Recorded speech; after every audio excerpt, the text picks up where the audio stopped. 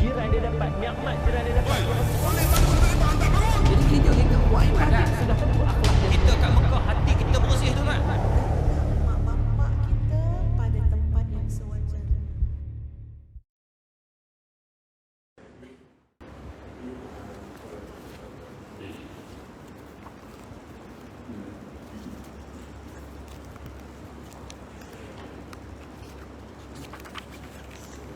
Bismillahirrahmanirrahim. Assalamualaikum warahmatullahi wabarakatuh. Alhamdulillah, alhamdulillahilladzi arsala rasulahu bil huda wa dinil haqq liyudhhirahu 'ala ad-dini kullihi wa kafa billahi shahida. Wassalatu wassalamu 'ala sayyidina Muhammadin Mustafa wa 'ala alihi wa sahbihi wa man ihtada wa ba'd. Kasih bermuslimah dengan pengurusi penimam di dalam kuasa surah Al-Ghani pada berikut. Dirahmati oleh Allah Subhanahu wa Ta'ala, bersyukur kepada Allah malam ini dipertemukan oleh Allah Subhanahu wa Ta'ala dalam satu peringatan dan sambutan yang cukup bermakna. Pertemuan seumpama ini adalah merupakan pertemuan yang mempunyai nilai yang sangat berharga di sisi Allah Subhanahu wa Ta'ala. Kita sebelum ini yang namanya pertemuan itu biasa berlaku, tapi pertemuan yang mempunyai nilai, yang mempunyai suatu kedudukan di sisi Allah Subhanahu wa Ta'ala itu jangan berlaku kepada kita kecuali ianya dan adalah merupakan anugerah dan taufik dari Allah Subhanahu wa Ta'ala. Oleh kerana itu Allah Subhanahu wa Ta'ala memberikan kedudukan dan juga daripada ganjaran yang besar bagi pertemuan dan perkumpulan yang mempunyai daripada nilai mengingatkan kepada Allah wa iman indah. Tidak berkumpul, tak bertemu satu kumpulan itu di dalam mengingati Allah, mereka mengingati Allah Subhanahu wa Ta'ala, kecuali akan diturunkan sakinah ketenangan oleh Allah Subhanahu wa Ta'ala, akan dihujani ataupun diselubungi dengan rahmat Allah Subhanahu wa Ta'ala, dinaungi oleh saya para malaikat dan akan disebut nama-nama mereka di kalangan hamba Allah Subhanahu wa Ta'ala. Bermakna kumpulan seumpama ini adalah kumpulan yang mempunyai anugerah yang cukup Subhanahu wa Ta'ala. Maka alhamdulillah kita bersyukur kepada Allah yang telah mengatur pertemuan dan juga perkumpulan seumpama ini, dan kita tidak akan dapat untuk bersama kecuali dengan izin dari Allah Subhanahu wa Ta'ala dan taufik dari Allah Subhanahu wa Ta'ala. Dan bersyukurlah kita kepada Allah dengan nikmat iman dan Islam, kerana itulah yang sebenarnya menjadi punca asal daripada dapatnya kita berukhuwah dan bersama, sehingga kita dapat untuk saling ingat mengingati di antara satu dengan yang lainnya dalam majlis peringatan seumpama ini, sebagaimana yang difirmankan oleh Allah, fadzakir fa inna dzikra tanfa'ul mu'minin. Maka berilah peringatan, kerana peringatan majlis dan juga upacara peringatan seumpama ini memberi peringatan, memberi manfaat kepada orang-orang yang beriman. Mudah-mudahan kita semua mendapat manfaat dari peringatan seumpama ini, yang merupakan peringatan yang wajib bagi kita untuk memperingatinya. Kenapa wajib kita memperingatinya? Kerana dia tercantum di dalam Al-Quranul Karim, yang ianya disuruh oleh Allah untuk kita mengulangnya, kerana Al-Quran adalah dilazimi, dibaca dan ditadabburkan, memahami dan mengambil pengajaran daripadanya. Maka peristiwa Isra dan Mi'raj juga dirakam oleh Allah Subhanahu wa Ta'ala di dalam Al-Quranul Karim, sebagaimana peristiwa-peristiwa luar biasa lain yang diceritakan oleh Allah Subhanahu wa Ta'ala di dalam Al-Quran. Allah menceritakan tentang Ashabul Kahfi yang ditidurkan oleh Allah selama 309 tahun sehingga tak berubah keadaan mereka, dijaga oleh Allah Subhanahu wa Ta'ala. Luar biasa dari peristiwa seumpama itu. Allah Subhanahu wa Ta'ala menceritakan tentang Nabi Uzair yang ditidurkan 100 tahun, yang bangun dalam keadaan biasa umurnya, sehingga dia lebih muda daripada anaknya ketika dia bertemu kembali dan kembali ke kampung halamannya. Kita mendengar akan luar biasanya daripada mukjizat para anbiya yang diceritakan oleh Allah di dalam Al-Quran. Bagaimana Allah Subhanahu wa Ta'ala memerintahkan Nabi Musa untuk membelah kepada lautan ketika mana menyelamatkan diri dan juga dengan kaumnya daripada Firaun dan bala tenteranya. Kita juga mendengar daripada keajaiban-keajaiban yang telah pun disebutkan oleh Allah di dalam Al-Quranul Karim, untuk menunjukkan bahawa perkara yang luar biasa yang Allah ceritakan ini ada banyak daripada manfaat, khususnya kepada jiwa kita, kepada iman kita. Kerana perkara-perkara yang luar biasa ini adalah tidak lain membangkitkan kepada iman. Kerana kalau sudah dinisbahkan kepada yang Maha Agung Allah Subhanahu Wa Taala, maka makin meningkatlah iman kita. Oleh kerana itu, di dalam peristiwa-peristiwa yang kita sebutkan tadi tidak dimulakan oleh Allah Subhanahu Wa Taala dengan kalimat tasbih. Akan tetapi peristiwa Isra ini Allah Subhanahu Wa Taala dalam Al-Quran memulakan dengan kalimat tasbih, dengan firman Allah, Bismillahirrahmanirrahim, Subhanalladzi asra bi'abdihi lailan minal masjidil harami ilal masjidil aqsa alladzi barakna hawlahu linuriyahu min ayatina innahu was-sami'ul basir. Allah mulakan dengan kalimat tasbih, Maha suci Allah.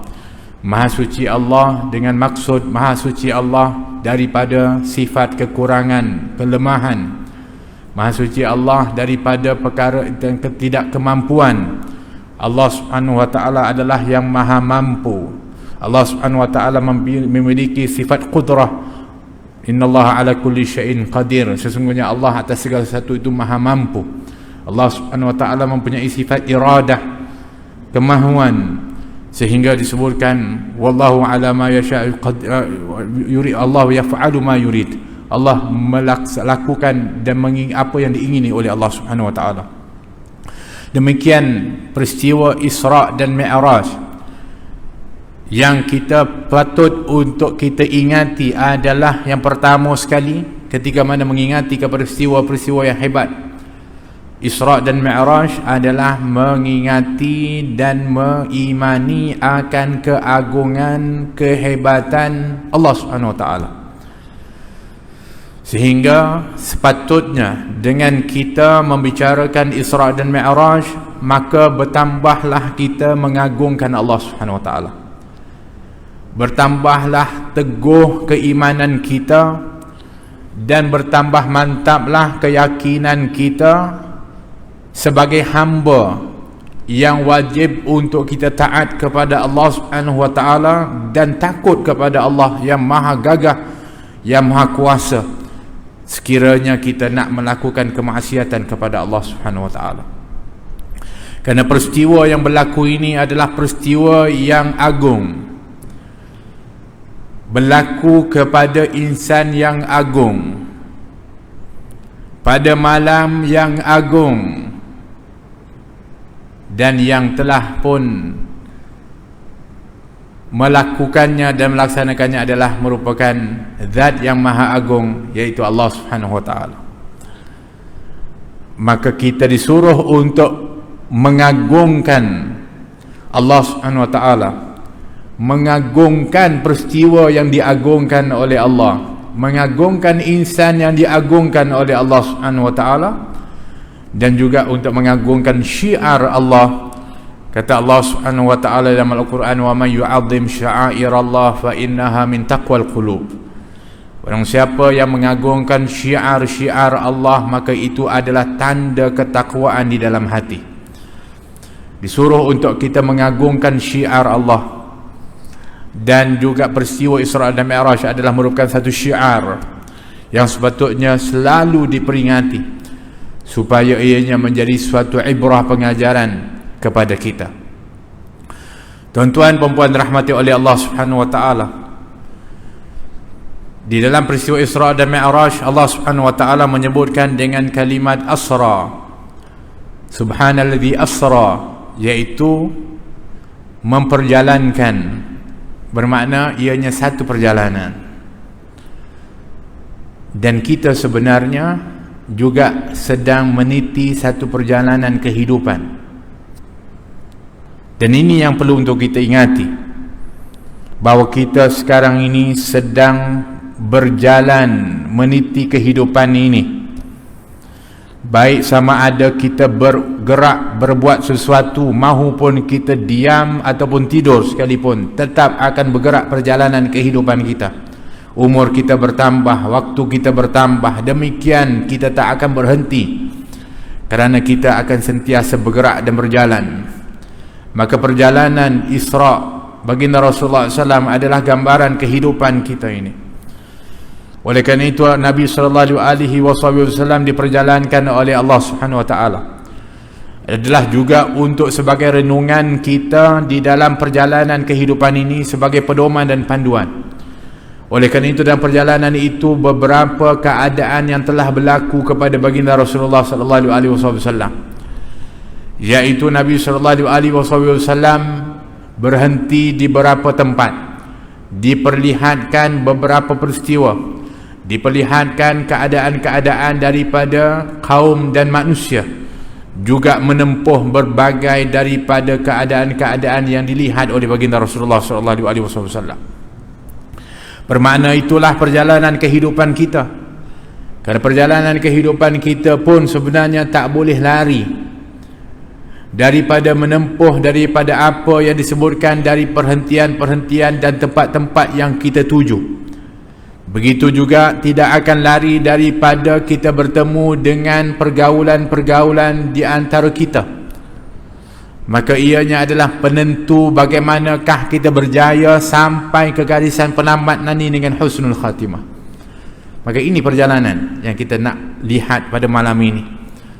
Perjalanan baginda Rasulullah adalah gambaran perjalanan umat.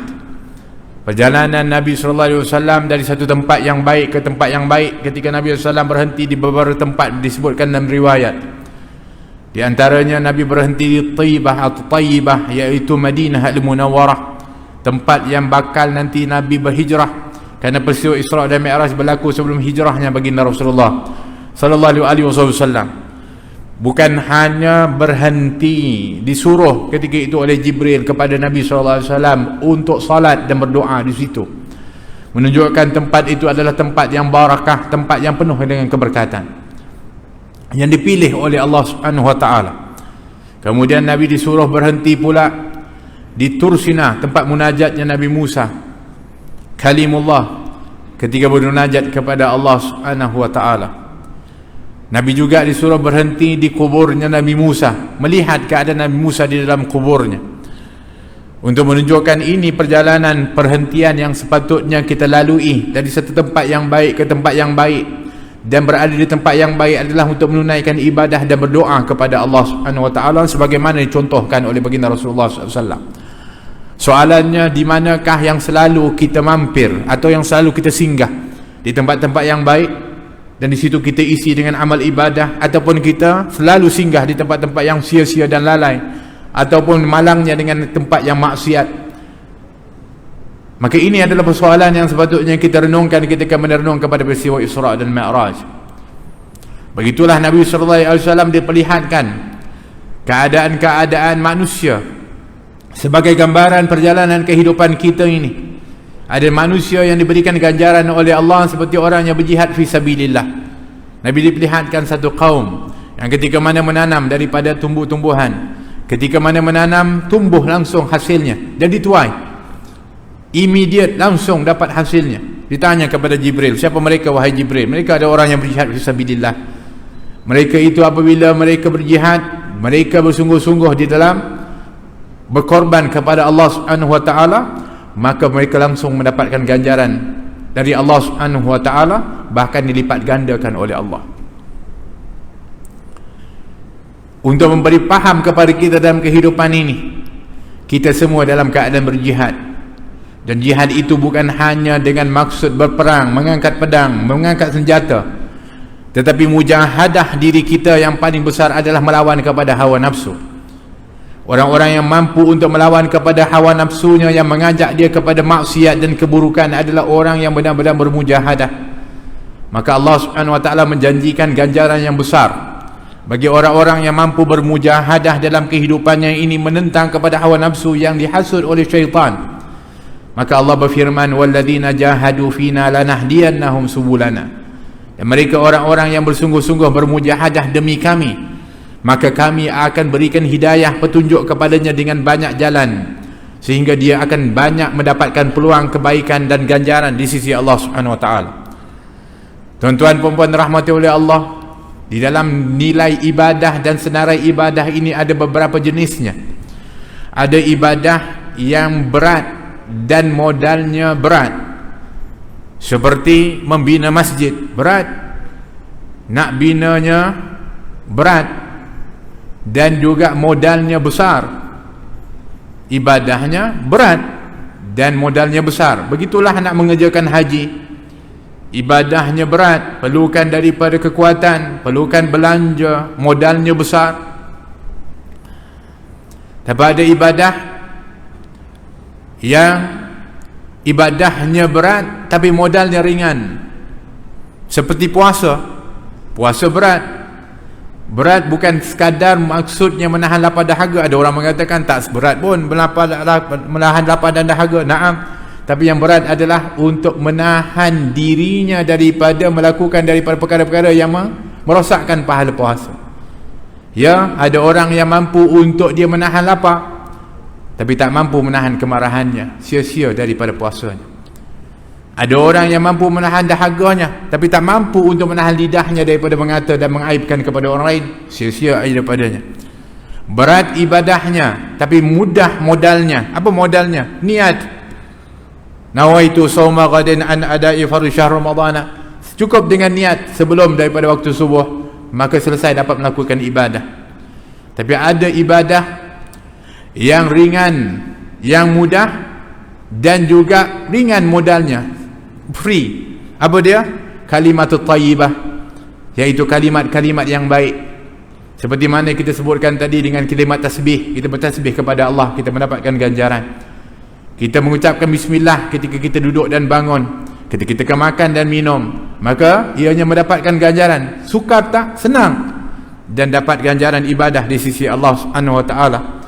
Ketika mana kita ditimpa musibah, kita menyebutkan inna lillahi wa inna ilaihi raji'un, mudah mendapatkan ganjaran di sisi Allah Subhanahu wa taala. Bermakna ada daripada ibadah, jenis-jenis ibadah yang sepatutnya kita ambil perhatian untuk kita memperolehi daripada kesempatan seperti itu. Oleh itu kan baginda Rasulullah SAW mengajarkan kita banyak zikir, banyak doa yang mengiringi daripada amal-amal harian kita. Bahkan ketika Nabi SAW berjalan pun, ketika Nabi naik ke atas bukit, maka Nabi akan mengucapkan Allahu Akbar, Allahu Akbar, Allahu Akbar. Ketika turun daripada bukit, maka Nabi akan mengucapkan Subhanallah, Subhanallah, Subhanallah. Kita punya jalan pun bukannya rata semuanya, ada bukit dan juga ada yang turun. Ada tak kita ucapkan takbir dan tasbih seperti mana yang dicontohkan oleh baginda Rasulullah SAW? Mudah modalnya, ibadahnya mudah, modalnya free, tapi tak mudah untuk disebut. Oleh kerana itu Nabi SAW dalam hadis disebutkan dalam Sahih Bukhari, kalimatani, dua kalimat, khafifatani fil lisan, dianya mudah untuk disebut lisan, tetapi dianya memberatkan timbangan, habibatani indar rahman, tapi dicintai oleh Allah yang Maha Pemurah. Apa dia? Subhanallah bihamdi, subhanallahil azim.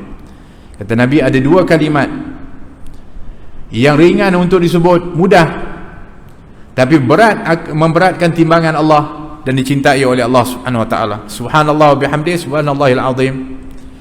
Saya yakin ini bukan hadis pertama tuan-tuan dan puan-puan mendengar hadis ni. Tapi soalan dia, berapa kali kita membaca tasbih tersebut? Mudah di lisan, tapi berat rupanya untuk kita menyebutnya. Kenapa? Ya, kerana kita ini lisannya dipenuhi dengan perkara-perkara yang sia-sia. Oleh kerana dalam perjalanan baginda Rasulullah SAW dalam Mi'raj, di antara yang Nabi nampak adalah orang yang mana dia menggunting kepada, bukan lidahnya, bahkan bibirnya digunting dengan gunting daripada neraka Allah Subhanahu wa taala. Bayangkan, yang menggunting dirinya sendiri.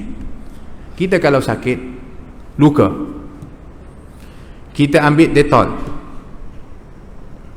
untuk kita pastikan tak ada kuman. Itu yang kalau kita letak sendiri, Allah. Sebab kalau kita letak sendiri, kita rasa sakitnya lebih daripada, sebab kita letak sendiri. Kalau orang letak sendiri pun letak sakit juga, tapi kita akan tahan. Tapi nak letak sendiri itu yang kita takut. Bayangkan ketika mana digambarkan yang menggunting itu adalah dirinya sendiri. Siapa? Iaitu para orang yang khutbah, orang yang bercakap, pandai bercakap, tapi tidak melaksanakan apa yang dilaksanakan. La ilaha illallah. Begitulah juga dengan gambaran orang-orang yang ghibah, orang-orang yang mengaibkan kepada orang lain. Gambaran tentang orang yang berzina, gambaran kepada orang yang meninggalkan salat, gambaran tentang orang yang tidak menunaikan zakat. Kalau nak ceritakan satu persatu daripada hadis tu panjang, kita tak habis malam ni. Sambung esok 3 hari mungkin. Boleh bertunggu. Tuan-tuan tunggulah saya balik.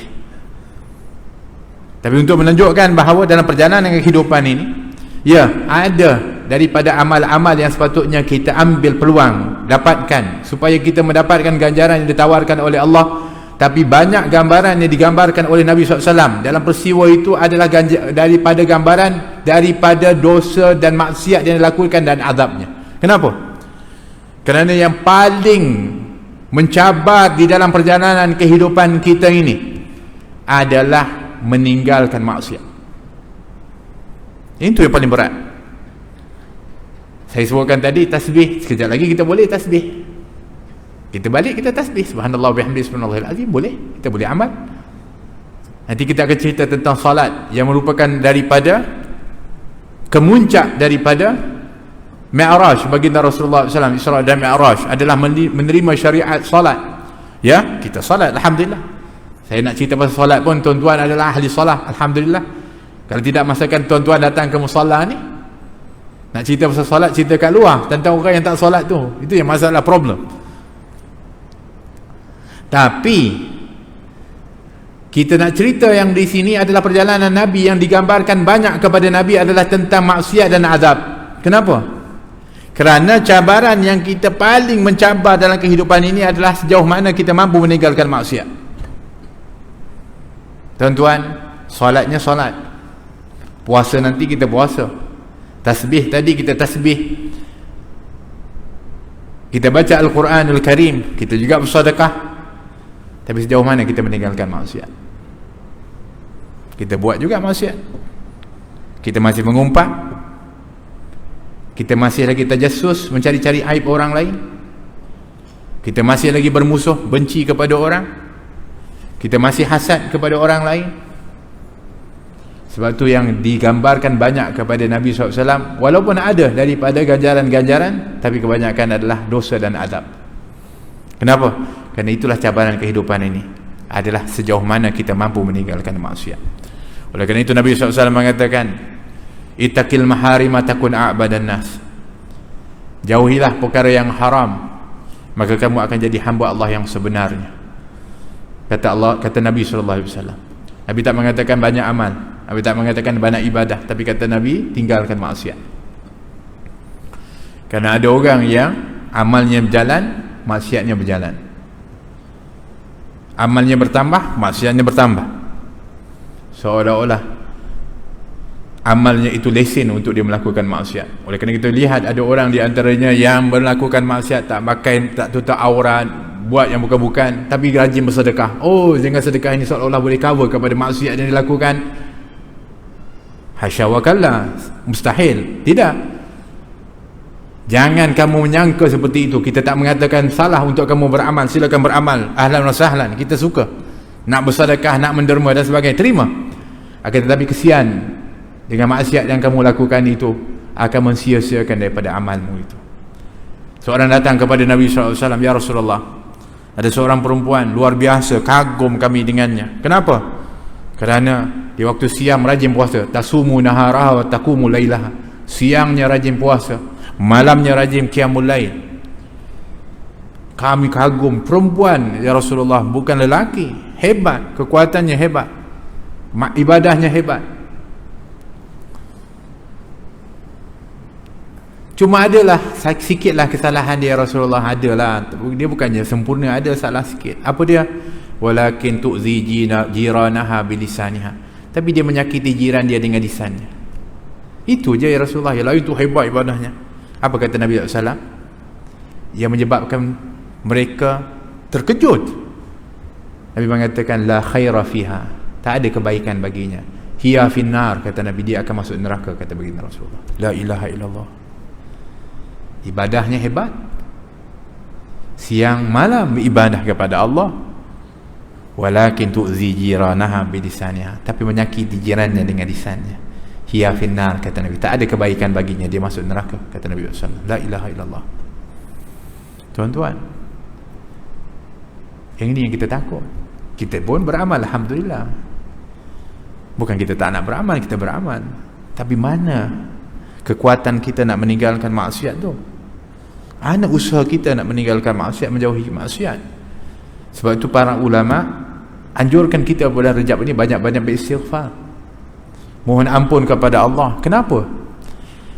Ada orang tanya, kenapa ulama suruh kita banyak istighfar pada bulan Rejab? Kan, sehingga ada yang juga membida'ahkan, ada yang mengatakan ini rekaan para ulama. Ulama ini bijak, mereka ini mengatur satu amalan itu ada sumbernya, walaupun pada dasarnya tak adalah ianya contoh langsung direct kepada Nabi SAW, na'am, akan tetapi ada isyarat yang diketahui. Seperti mana Nabi mengisyaratkan dalam hadis yang sahih. Nabi mengatakan ketika ditanya kepada Rasulullah, ya Rasulullah, kenapa kamu banyak berpuasa pada bulan Sya'ban? Kata Nabi SAW, bulan ini, kata Nabi, bulan yang ramai orang lalai kepadanya, kerana dia diapit oleh dua bulan yang hebat, bulan Rejab dan bulan Ramadan. Oleh kata Ibn Hajar Al-Asqalani rahimahullah, dia mengatakan itu pun isyarat hebatnya bulan Rejab, sebab Nabi kata dia diapit oleh dua bulan yang hebat. Bermakna bulan Rejab ini bulan hebat. Sebab itu kita disuruh untuk banyak beramal. Tapi Nabi mengatakan pada bulan ini amal kita diangkat di sisi Allah. Pada bulan Sya'ban amal kita diangkat di sisi Allah.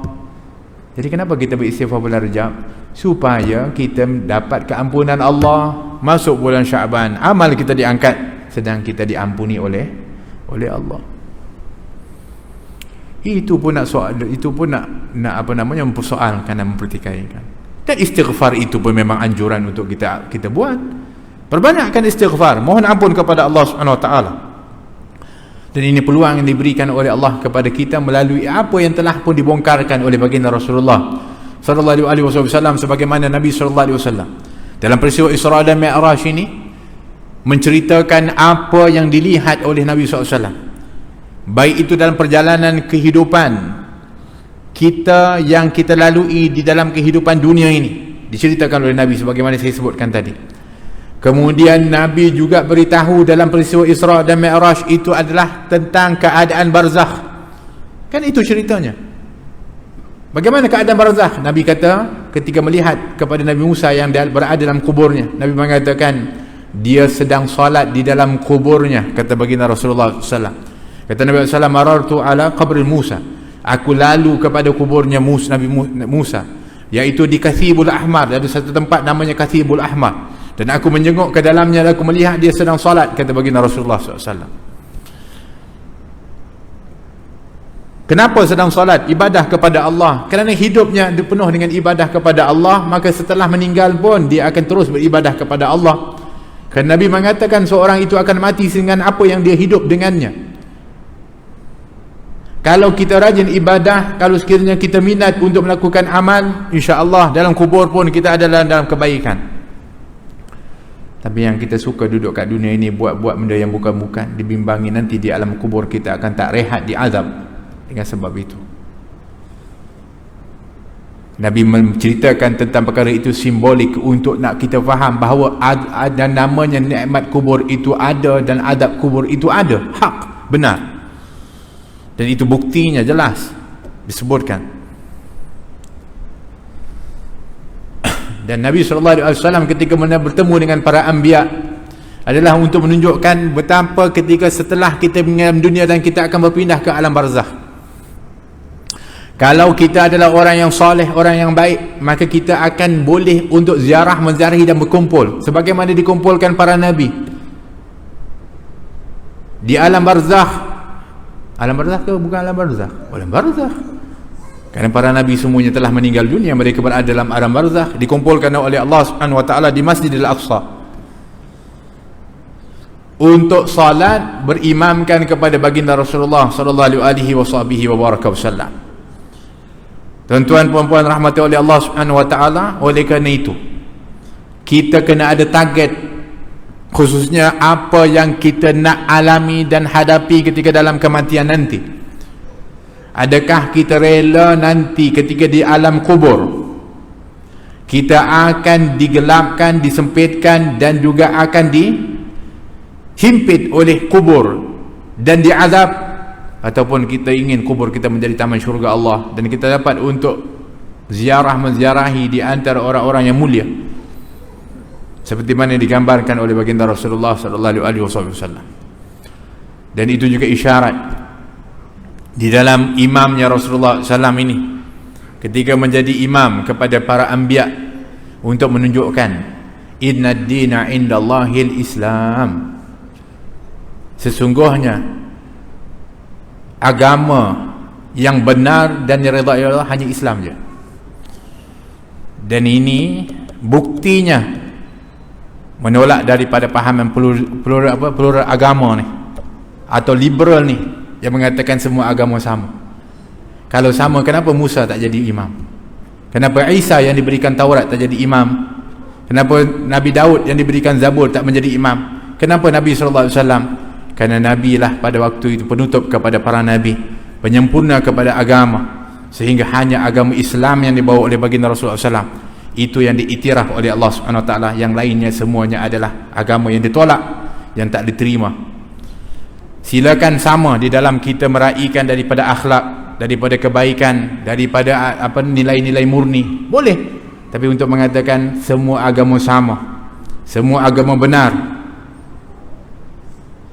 ini adalah merupakan sebuah kekufuran yang tak boleh diterima.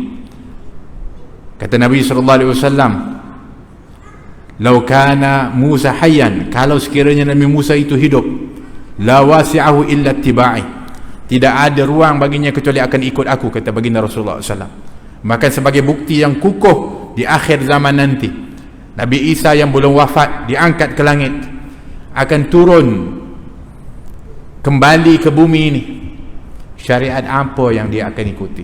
Adakah dia akan bawa syariat yang baru? Tidak. Bahkan Nabi SAW menceritakan keadaan itu ketika dia sampai ke Masjid Al-Aqsa, dia akan menunaikan salat berjamaah. Kata Nabi SAW, "Wa imamu minkum," kata Nabi, imam itu adalah di kalangan kamu, kata baginda Rasulullah SAW. Iaitu Nabi Isa pun akan mengikut syariat Nabi Muhammad sallallahu alaihi wasallam, walaupun dia adalah rasul yang menerima wahyu, menerima kitab Injil, tetapi setelah dia turun adalah mengikut kepada Al-Quran, mengikut kepada Islam yang dibawa oleh baginda Rasulullah sallallahu alaihi wasallam.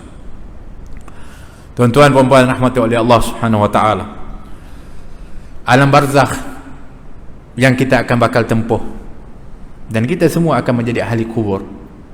Tak ada kecuali di antara kita. Agaknya apa kabar kubur kita? Akan ada cahayakah? Ataupun gelap? Sempitkah? Ataupun lapang? Taman syurga kah? Atau lubang neraka? Kitalah yang sebenarnya desainernya kita. Ya, semuanya dengan izin Allah, semuanya dengan apa yang dikurniakan oleh Allah. Naam, akan tetapi kita disuruh untuk berusaha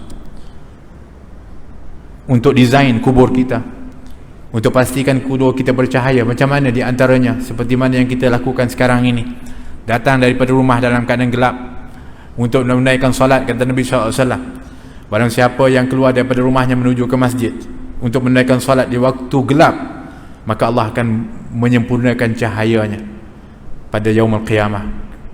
Maknanya yaumul qiyamah bermula daripada kita mati, dan insya-Allah kubur kita akan dicahayakan oleh Allah Subhanahu wa taala.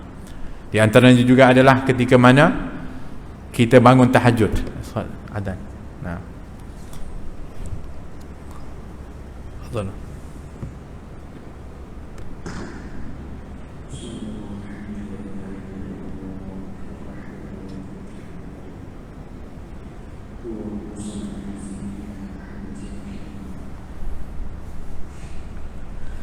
Allahu Akbar, Allahu Akbar, Allahu Akbar,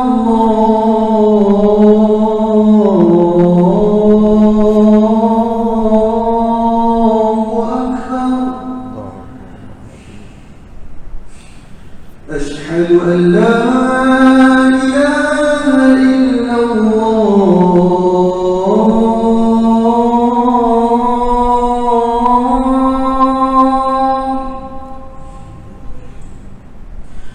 أشهد أن لا إله إلا الله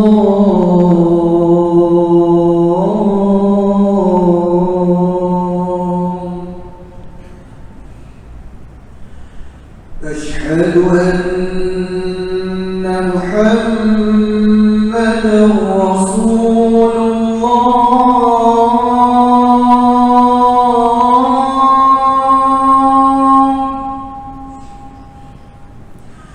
أشهد أن محمدا رسول الله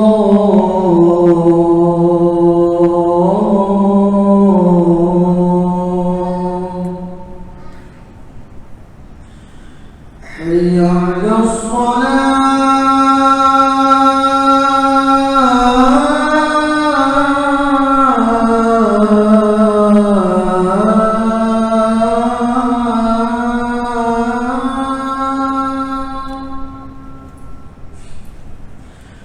حي على الصلاة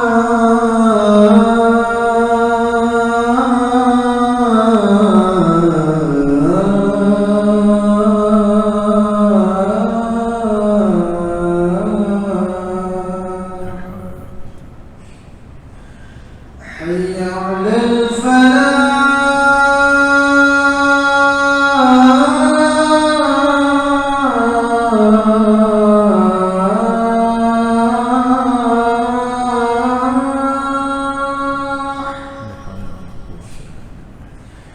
حي على الفلاح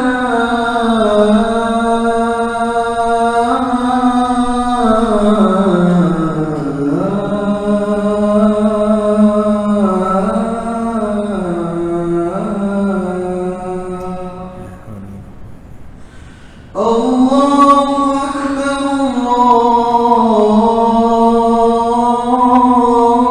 الله أكبر لا إله إلا الله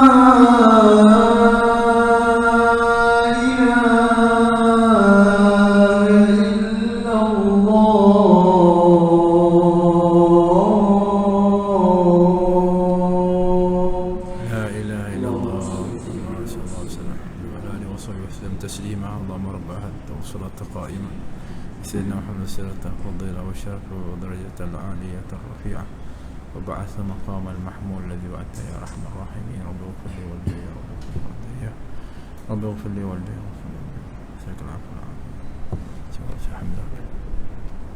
Tuan-tuan dan puan rahmati oleh Allah, sebab itu dalam ayat surah Isra itu Allah Subhanahu wa taala sebut alladzi asra bi 'abdihi lailan minal masjidil haram ila masjidil aqsa. Allah Subhanahu wa taala sebut diperjalankan hambanya di waktu malam atau sebahagian malam dari Masjidil Haram ke Masjid Aqsa. Tempatnya pun Allah spesifikkan daripada masjid ke masjid, untuk menunjukkan bahawa betapa pentingnya dalam kehidupan ini kita berada di tempat-tempat yang baik, selalu berada di masjid, di tempat-tempat ibadah, tempat ilmu, tempat zikir. Dari satu tempat ke satu tempat, min raudhah ila raudhah, dari taman syurga ke taman syurga. Ini tempat yang sepatutnya kita isi di dalam kehidupan kita ini. Malangnya kalau kita lihat hari ini, tempat-tempat yang melalaikan itu subur, sehingga orang ramai berhimpun di tempat-tempat seumpama itu. Kenapa? Karena itu yang disebutkan tadi, ujiannya dalam perjalanan kehidupan ini bukannya mudah. Itu akan memberi kesan kepada kita ketika mana kita mati, kubur kita untuk dicahayakan. Bangun di waktu malam, tahajud, maka di kegelapan malam kita munajat kepada Allah, Allah akan berikan cahaya dalam kubur kita. Air mata kita yang mengalir ketika mana menangis, mengingat dosa-dosa kita, menyesal dengan kesalahan kita, memohon ampun kepada Allah, akan melahirkan daripada cahaya di dalam kubur. Air mata yang mengalir itu disebutkan kerana takut kepada Allah, akan menyebabkan jasad kita semuanya selamat daripada neraka Allah Subhanahu wa taala. Nabi mengatakan ainani la yamassuhumal nar, dua mata yang tak akan tersentuh dengan api neraka. Yang pertama adalah ainun bakat min khasyatillah, mata yang menangis kerana takut kepada Allah, kerana takut kepada Allah. Yang kedua adalah mata yang berjaga kerana jihad fi sabilillah. Kedua mata ini menyebabkan tuan pemilik mata itu tak akan tersentuh oleh neraka Allah Subhanahu wa taala. Banyak menangis mengingat ketika kesalahan kita. Banyak kesalahan kita, sangat banyak. Menyesal saat kita, kena menyesal.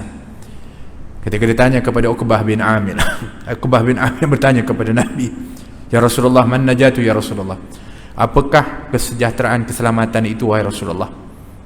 Salah satunya Nabi mengatakan, wabki ala khati'atik, menangislah di atas kesalahanmu, menangislah mengingati dosamu, maka kamu akan selamat, kata Nabi SAW. Kerana kita tak lari daripada kesalahan. Banyak dosa yang kita lakukan, banyak kesilapan yang kita lakukan, menyesal, menangis. Jangan jadi orang yang seronok, gembira, ingat kepada kenangan-kenangan dari maksiat yang lakukan. Oh, saya dulu bukan main, kalaulah saya tak tua macam ni, saya dah lama dulu. Bangga dengan dosanya, seronok menceritakan maksiatnya kepada orang lain. La haula wala quwata illa billah. Sepatutnya itu adalah mengaibkan, malu. Sepatutnya dia makin menyembunyikan, menangis mengingati kepada dosa-dosanya. Ini yang diajarkan oleh Nabi untuk mendapatkan an-najah, untuk mendapatkan kesejahteraan, keselamatan di sisi Allah Subhanahu wa taala. Oleh kerana itu baginda Rasulullah sallallahu alaihi wasallam ketika mana nak dimi'rajkan oleh Allah Subhanahu wa taala, Nabi SAW dihidangkan dengan 2 minuman, dalam riwayat 3 minuman. Yang pertamanya adalah arak, yang kedua adalah susu. Riwayat yang satu lagi adalah air kosong, air biasa. Dipilih oleh baginda Rasulullah SAW susu. Kata Jibril alaihi salam, engkau telah memilih fitrah, engkau telah memilih kesucian, engkau telah memilih kepada yang benar. Kalau kau pilih arak, maka umatmu akan mabuk dalam kehidupan ini, dan mereka akan hanyut di dalam kehidupan ini.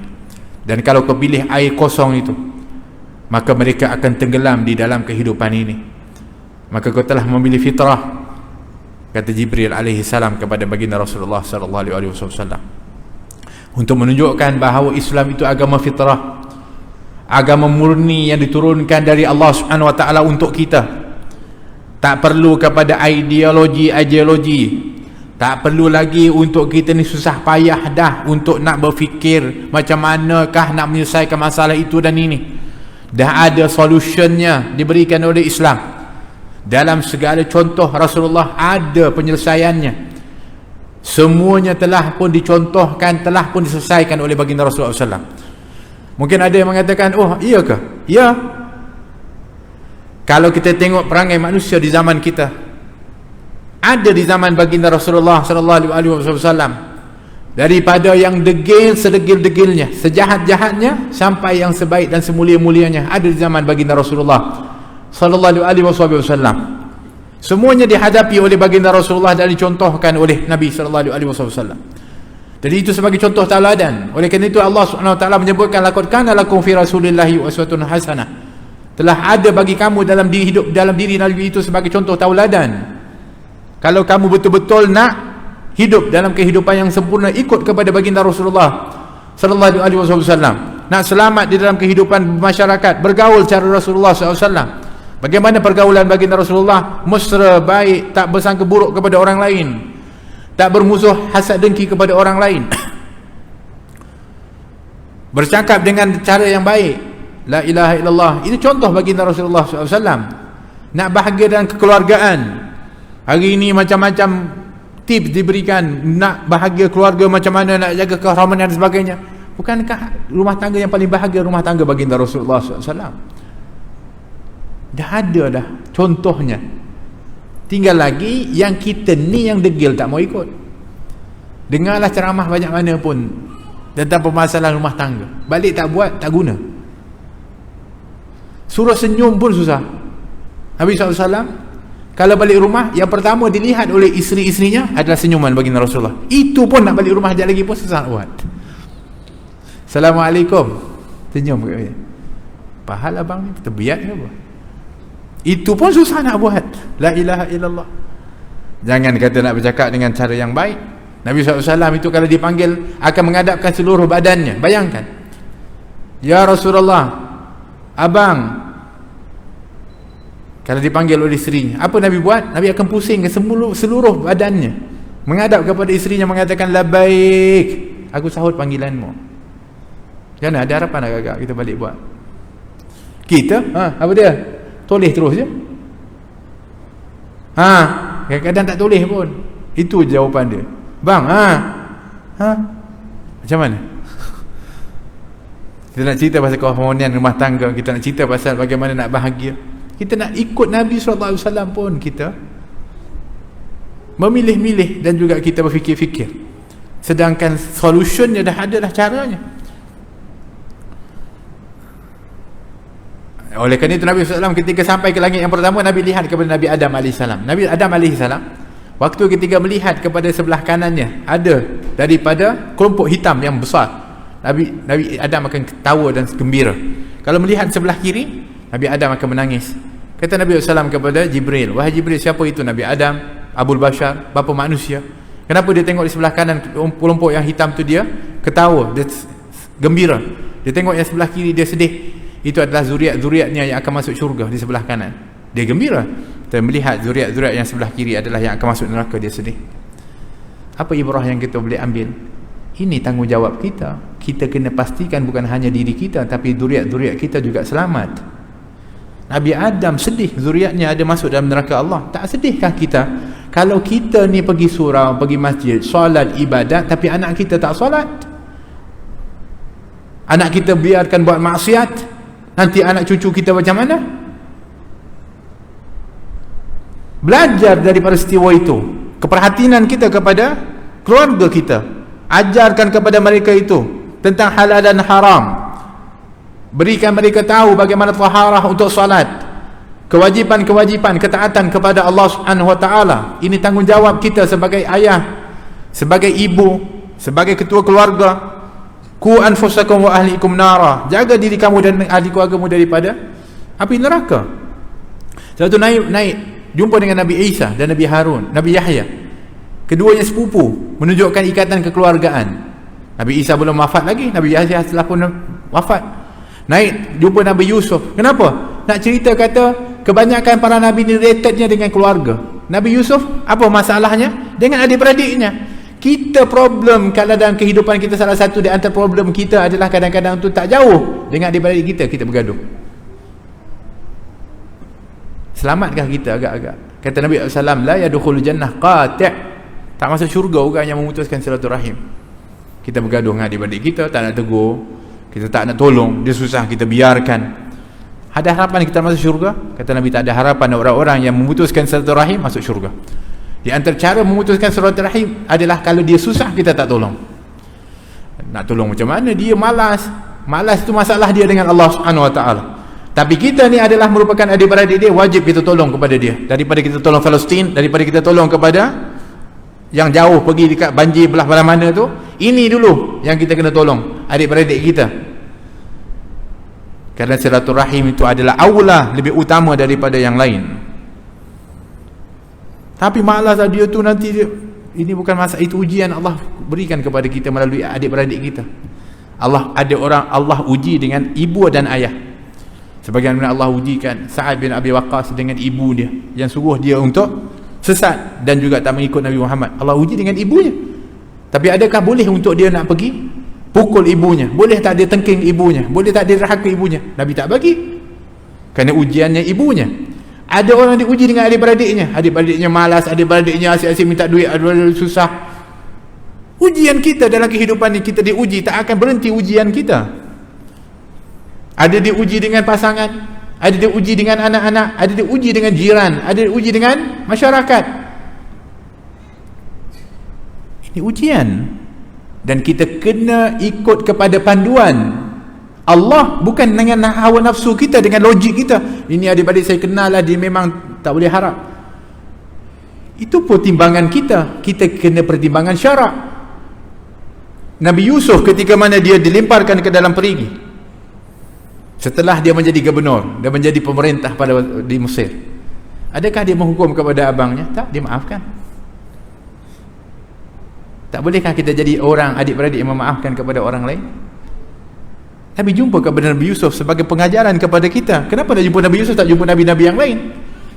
Ingat, ini adik-beradik adalah merupakan daripada cabaran di dalam kehidupan ini yang mesti kamu hadapi.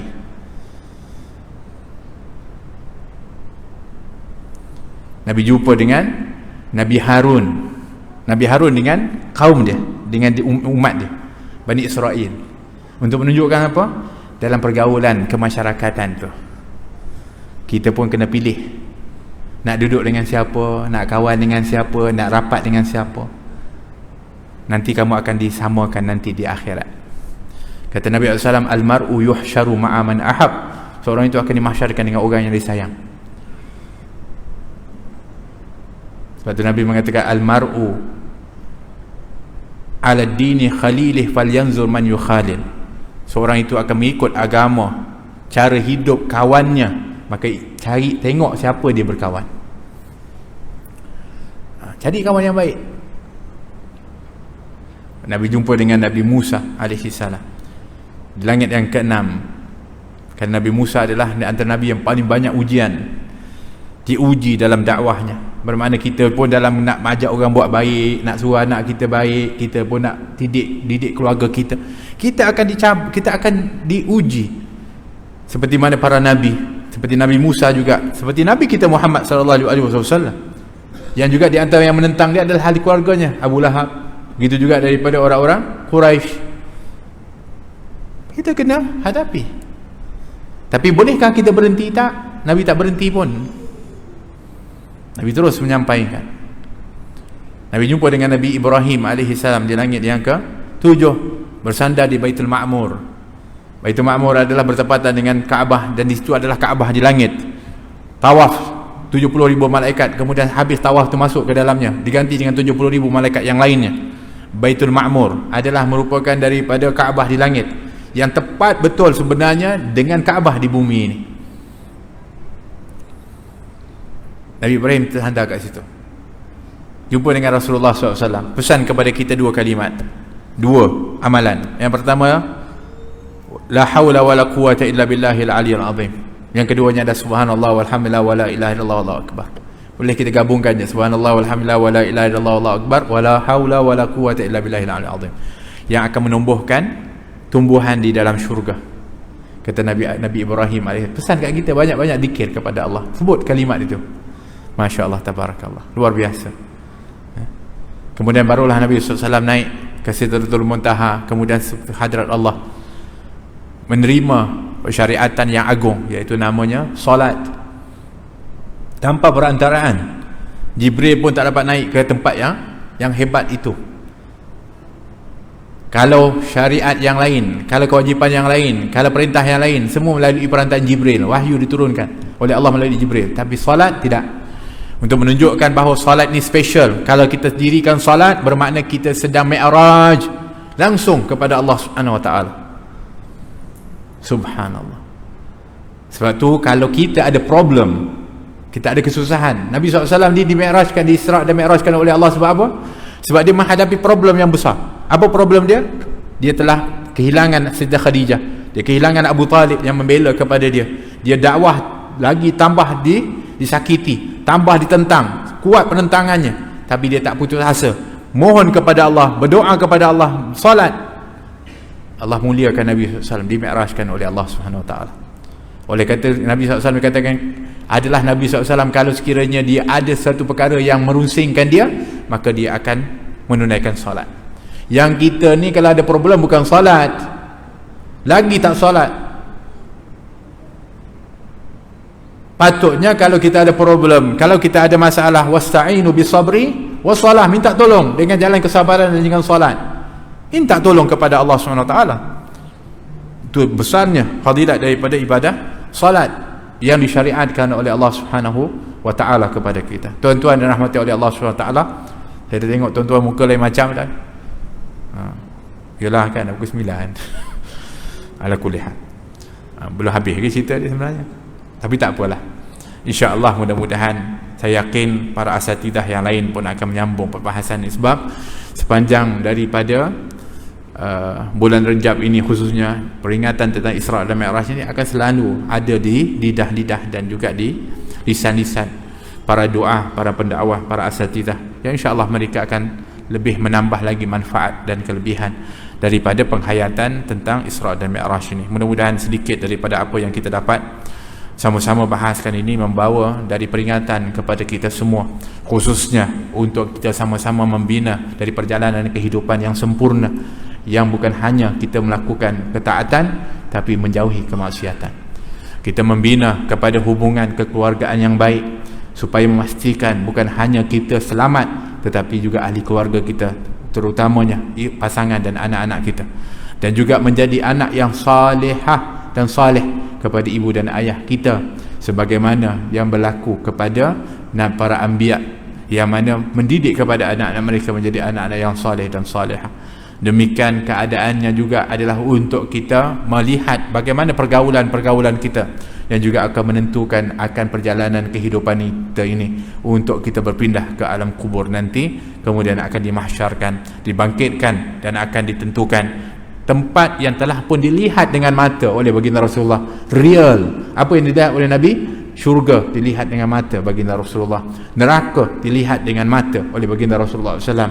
Bukan hanya berita wahyu dari Al-Quran, bukan hanya wahyu yang diceritakan kepada Nabi, Allah SWT mengisrakan Nabi dan mi'rajkan Nabi SAW linuriyahu min ayatina, agar kami memperlihatkan dia sebahagian dari tanda-tanda kebesaran kami, untuk menjadi bukti dan saksi kepada umat. Dan itulah kasih sayang baginda Rasulullah kepada kita.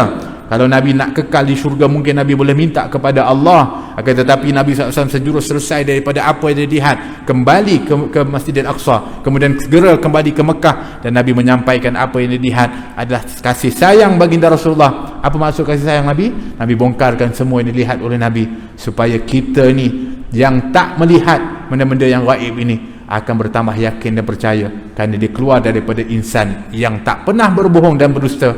Ma dhalla sahibukum wa ma ghawa, tidak pernah sesat dan terpesong sahabat kamu, iaitu Nabi Muhammad sallallahu alaihi wasallam. Wa ma yantiqu 'anil hawa, kerana dia tidak bercakap dengan hawa nafsu. In huwa illa wahyu yuha, yang disampaikan adalah wahyu dari Allah Subhanahu wa ta'ala. Mudah-mudahan Allah Subhanahu wa ta'ala memberkati umur kita, Allah memberkati rezeki kita, Allah memberkati pekerjaan kita, Allah memberkati keluarga kita. Mudah-mudahan Allah menjadikan anak-anak kita saleh dan salihah di dunia dan di akhirat, bukan hanya berbakti kepada kita di dunia, bahkan berbakti kepada kita di akhirat, yang akan membimbing tangan-tangan kita, ibu dan ayahnya, untuk diajak bersama-sama masuk ke dalam syurga Allah Subhanahu wa ta'ala. Dan mudah-mudahan Allah merahmati kepada ibu bapa kita, sama ada yang masih hidup atau yang telah meninggal dunia, atas jasa-jasa mereka menjadi sebab kita dilahirkan di atas muka bumi ini. Mudah-mudahan Allah Subhanahu wa ta'ala memberikan ganjaran yang besar kepada mereka, dan dengan kehadiran dan juga dengan apa amal yang baik, mudah-mudahan mengalir ganjaran kepada mereka, kerana mereka lah menjadi sebab kebaikan ini. Ya Arhamar Rahimin, ya Allah, pandanglah kami semua dan keluarga kami dengan pandangan rahmat-Mu ya Allah. Jadikanlah sebab pertemuan dan juga perhimpunan kami ini dalam keadaan-keadaan yang baik semua ini, menyebabkan Engkau mengangkat balak dan wabak, dan juga daripada apa musibah yang menimpa ya Rabbal Alamin. Jadikanlah ianya satu perlindungan kepada kami, perlindungan iman, perlindungan akidah, perlindungan kepada Islam kami, sehingga kami nanti akhirnya mendapatkan daripada mati dalam keadaan Islam, dalam keadaan husnul khatimah ya Rabbal Alamin, dengan kalimat la ilaha illallah Muhammadur Rasulullah sallallahu alaihi wasallam. Ya Arhamar Rahimin, jadikanlah kubur kami taman-taman syurga-Mu ya Allah. Ya Arhamar Rahimin, lapangkan kubur kami nanti ya Allah, cahayakan kubur kami ya Allah. Ya Allah, lancarkanlah lisan kami menjawab soalan para malaikat-Mu ya Rabbal Alamin. Ya Allah, bangkit mahsyarkan kami di bawah liwa'ul hamdi yang dipegang oleh Nabi Muhammad sallallahu alaihi wasallam. Janganlah Kau pisahkan seorang pun daripada kami ya Rabbal Alamin. Naungilah kami dengan naungan arasy-Mu pada ketika matahari begitu dekat ya Arhamar Rahimin. Tak ada naungan kecuali naungan-Mu ya Arhamar Rahimin.